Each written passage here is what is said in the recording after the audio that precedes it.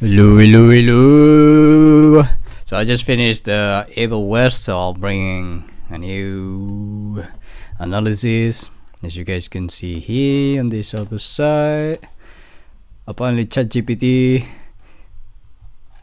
it and I are getting pretty well nice because now it just even done the chapters for YouTube, I guess. Thank you, ChatGPT.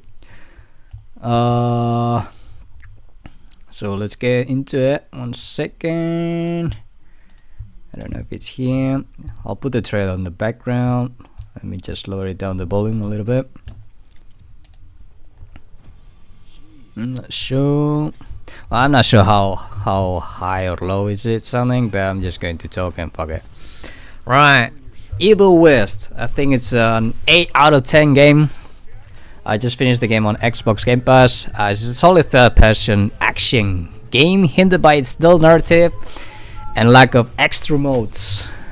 The game tries to make you care about its world and characters, but there's something intangible that just doesn't click with me. I grudgingly try to follow the story during cutscenes, but I often end up tuning out or completely skipping background NPC chatter and collectibles. The only standout is Felicity, the main villain, who offers some interest, but the rest of the cast feels like they are just there for the sake of it. It doesn't even have the charm of a B-movie vibe, where you expect some cheesy fun. It's too serious yet moves too fast to make you care. Someone dies, and before you process it, you're off to another corner of the world looking for some healing plant or tracking a specific vampire in a forgotten town. Alright, I haven't even summarized the story yet. In the game, you play as Jess, a vampire hunter in a government organization. Long story short, a group of vampires decides it's time to strike, destroy the organization, and infest as much of the world as possible. Jesse steps up to stop them. Now, that's out of the way. Let's talk about why I think it's a great game and what makes it stand out. I'm going to be putting snippets as usual to make it more easy. So, the first thing, we have the gameplay. Complex, intuitive, and rewarding. First of all, it stands apart from others in the genre by using all the buttons, not just 2 for attacks. You have 8 with some combinations, nothing too complex, just aiming, shooting, or specific actions. The control feels intuitive, though it takes some adjustments since there are many games like it, and the on-screen chaos can be overwhelming. It's a quick rundown of your core tools. Standard melee attacks with the gauntlet, the shotgun, revolver barrage, kick for counterattack, parries, the rifle, and as the game progresses, you unlock a machine gun, flamethrower, dynamite, and even a kind of a transformation. Each is accessible via a button or a simple combination of them.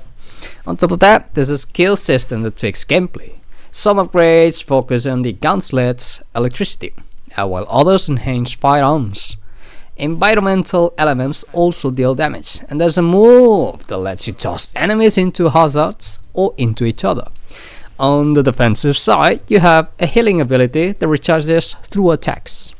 Dodging and rolling, counterattacks for those who can read enemy patterns, blocking, electrocution, and paralysis. When everything clicks, the game delivers the fluidity of top-tier action titles like Ninja Gaiden or Bayonetta, and that's saying a lot. Running it down doesn't do it justice. Watching the combat in motion is the best way to grasp its brilliance. Enemy variety and chaos. There's a good mix of enemy types, each with its quirks and optimal strategies for taking them down. The real fun begins when multiple enemy types appear together, creating a chaotic yet enjoyable challenge that justifies the game's diverse arsenal and controls. Pacing and level design. Like the aforementioned franchises, Evil West introduces gimmicks between levels to keep things fresh. Sometimes these feel a bit unnecessary, mainly because they are overly guided and don't encourage exploration or problem solving. You do some light exploration to unlock upgrades, find collectibles, or take your character and weapons.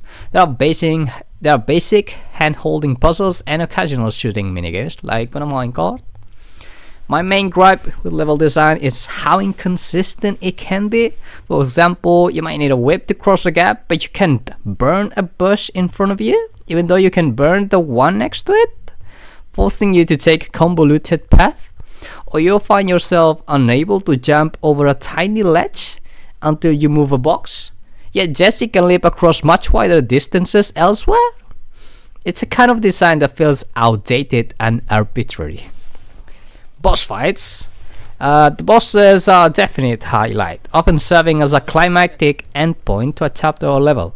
They feature multiple phases with evolving attack and defense patterns, making each victory feel satisfying and well-earned. Room for improvement. Personally, I'll rate the game a 9 if it offers more extra modes to extend its replayability.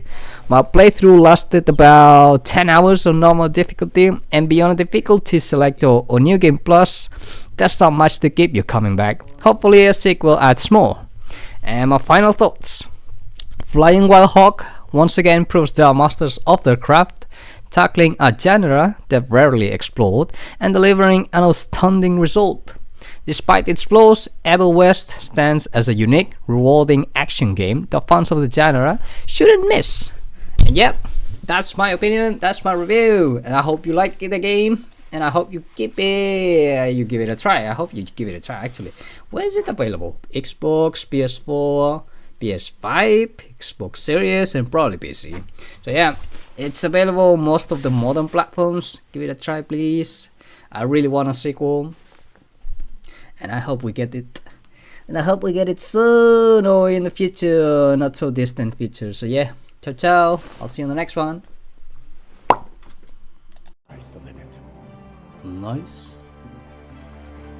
Is this the end of the game?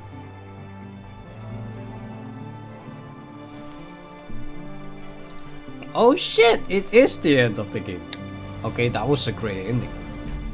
I just feel like the teaser for the sequel is a bit Such